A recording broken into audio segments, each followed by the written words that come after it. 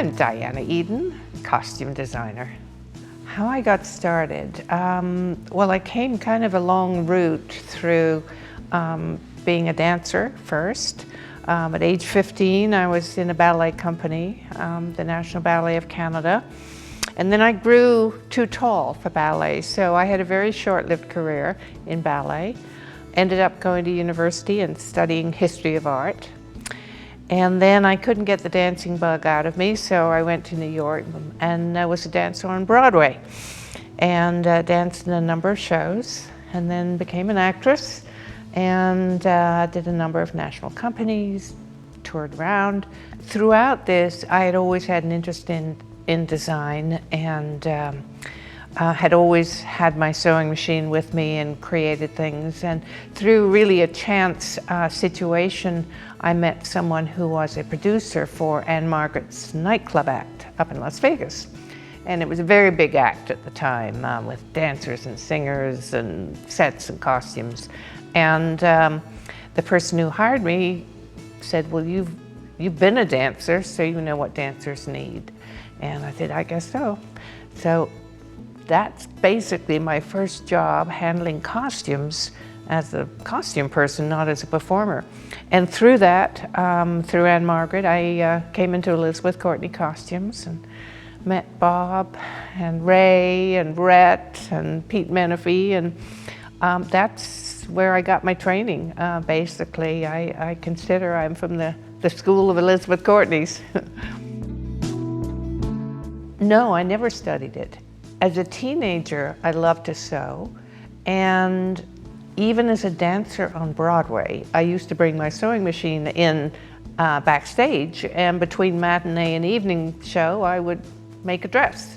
I had a line of dresses that I used to shop around to all the dancers in the Broadway shows. Well, I think just from having done it and enjoyed doing it, and then quite honestly, working at Elizabeth Courtney Costumes. I would go upstairs and I would, in the workroom, and I would see those cutters and fitters and seamstresses and stitchers and beaters, and I was just amazed.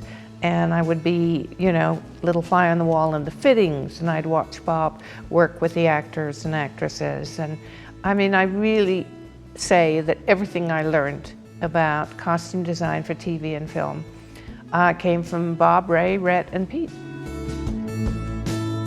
Well, when I got my very first TV show as the designer, I worked for 5 years as an assistant to Bob or Rhett or Pete. And when I got The Facts of Life, I interviewed for it. It was already in its 5th season.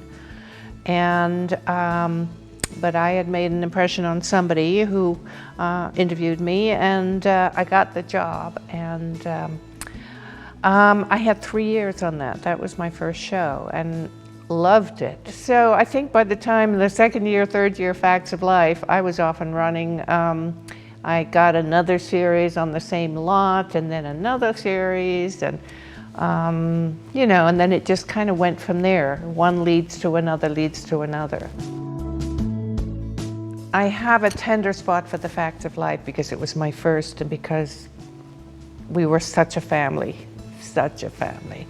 I loved doing the TV series of A League of Their Own, which only aired 3 episodes, but was so much fun because it was 1940s and it was all the original people from the film working again to reproduce it only in TV form.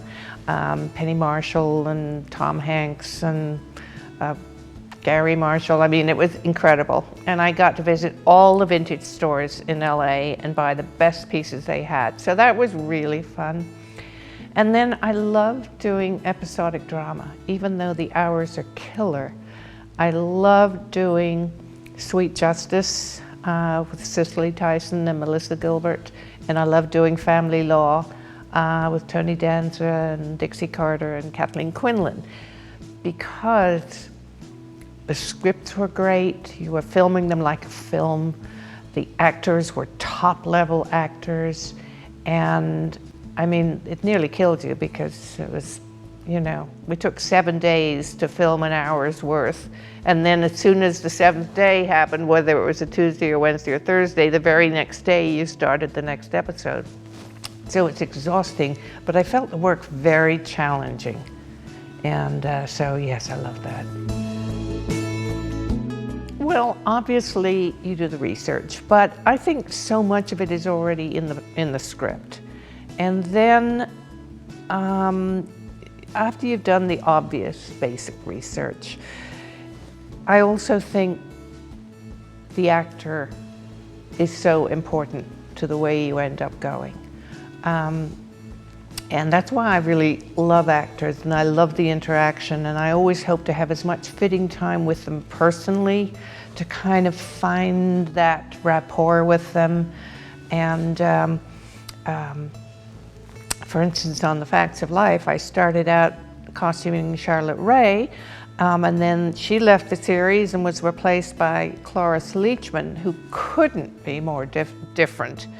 And I learned a great deal from Cloris, because Cloris, as crazy as she is, God bless her, is a very instinctive actress. And when I allowed myself to listen to her and not just say, oh, I'm the designer here, this is what you're going to wear. When I let her in, she really inspired me. And that was very early in my career. But I find the character through the script and the actor.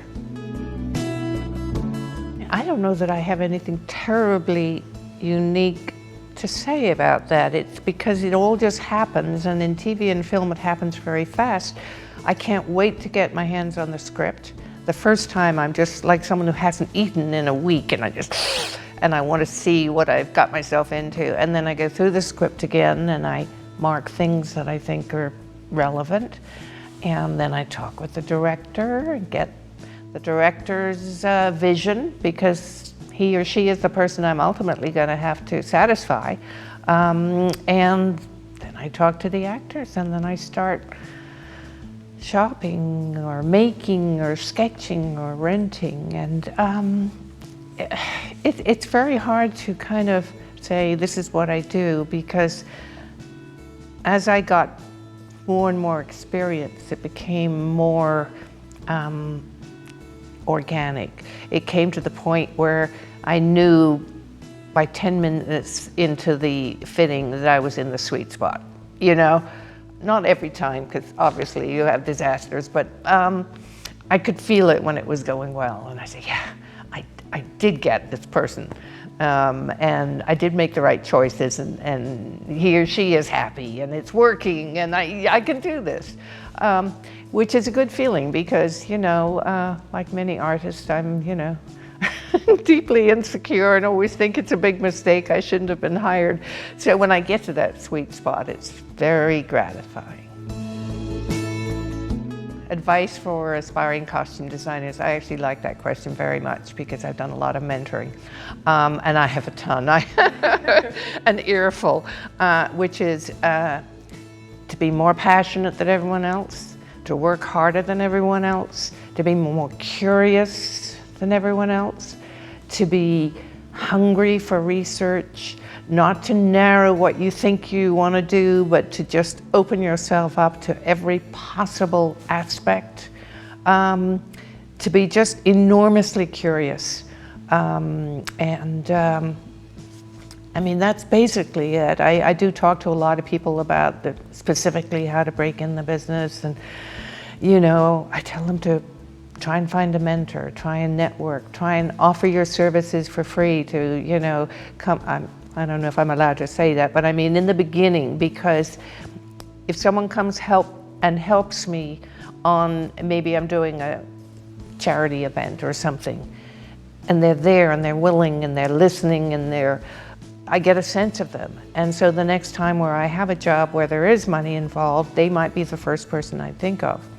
And some of the most successful people that I have mentored have been the ones that have just been persistent, been consistent, and just energetic in their passion for the work.